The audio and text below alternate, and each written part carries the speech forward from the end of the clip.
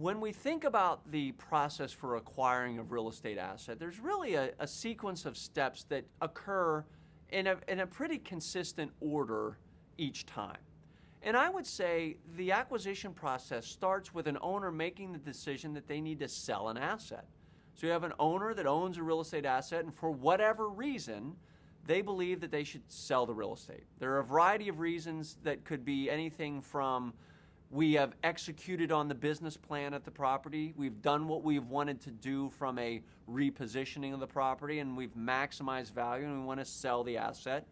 Maybe they're trying to prune a portfolio of assets, and this is a lower quality asset, and it's a good time in the market to sell a lower quality asset, so they decide to prune the portfolio or sell the asset. So once the owner has made the decision to sell the real estate, they usually obtain what they call a broker opinion of value.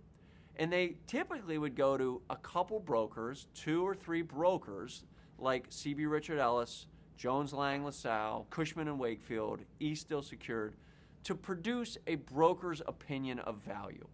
And the broker's opinion of value simply says, this is our opinion as brokers about what the real estate is worth. So this asset specifically, here's what we believe the asset is actually worth. That's the broker's opinion of value.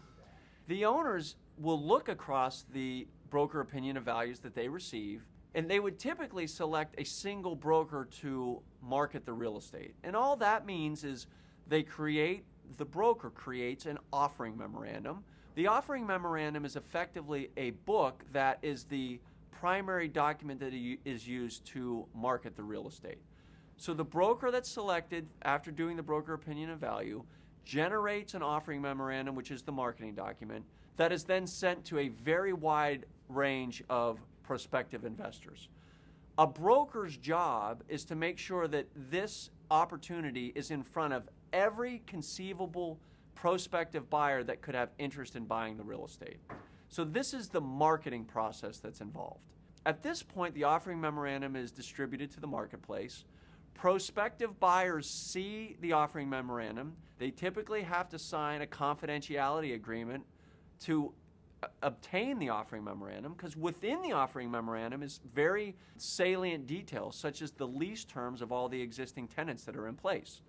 So the prospective buyers sign a confidentiality agreement, which will dictate how they use the information, and they perform what they call a desktop underwriting. And the desktop underwriting is simply and typically an analyst or an associate at the company reviews the offering memorandum, obtains all the quantitative information, and projects their cash flows, projects the residual value, determines what they would require in the way of a required return, and they bring that back to the present value to develop a preliminary estimate of what they think the real estate is actually worth. At that point in time, the prospective buyer determines if it's an asset they're interested in buying.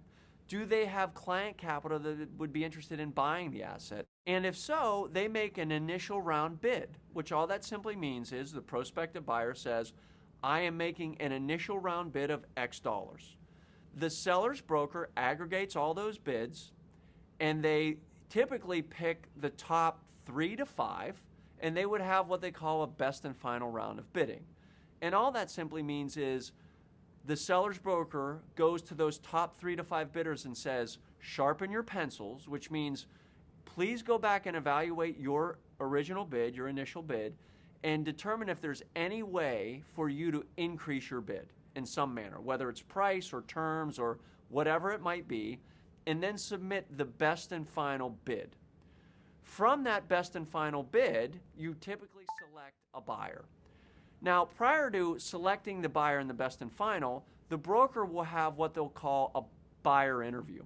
And in that buyer interview process, the broker will ask them a number of questions as to how they underwrote the deal. So the broker will ask questions like, talk to us about your available capital. Do you need to go raise money to buy this asset, or do you have capital that's already raised and is ready to go?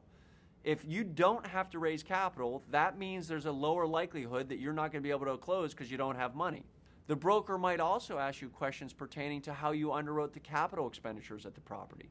The broker may very well know that the roof is at the end of the useful life, and that information typically is not disclosed.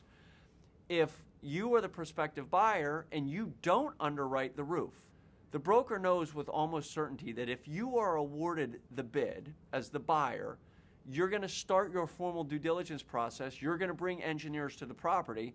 They will identify for you that the roof is at the end of its useful life, and you will need to replace the roof, which typically means, let's just say the roof is a $300,000 expense. You are either going to ask for a reduction in the purchase price of $300,000, or you're going to keep the same price that you have agreed to, but there's an erosion in the total return at the property. Regardless, it's not a good circumstance.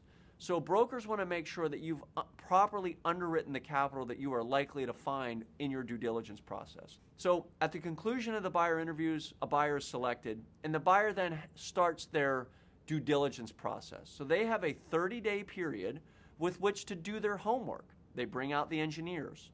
They bring out the environmental consultants. They bring out any specialist that would be able to look at the property and give some sense for issues that may not have been previously identified. So this period is effectively where you're doing your homework. And at that point in time, at the end of the 30-day period, you have a decision to make. At the beginning of the 30-day period, you would have put a certain amount of money in escrow. That escrow deposit is money that the prospective buyer gives the prospective seller to hold in escrow during the diligence period. And at the end of the diligence period, the buyer has the ability to waive due diligence, which that simply says we are waiving our right to make any sort of adjustments to our price based upon the physical condition of the property. So we are saying that is no longer an issue to us buying the real estate.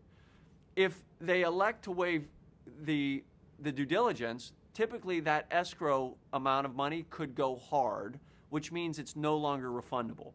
Up until the point where they waive their due diligence period, that money could theoretically be refunded if the buyer elects to not proceed with the investment. So once the due diligence period is waived, that's typically 30 days, there's now a 30-day period to close the asset. And that's typically more of a contractual piece of the conversation that then will result in the day and the period with which the asset is actually transitioned from the seller to the buyer and the sale effectively closes. At the end of the 30-day close period, the buyer will transfer the asset to the seller through the actual transaction of the real estate. To say it another way, the asset actually trades and the sale closes.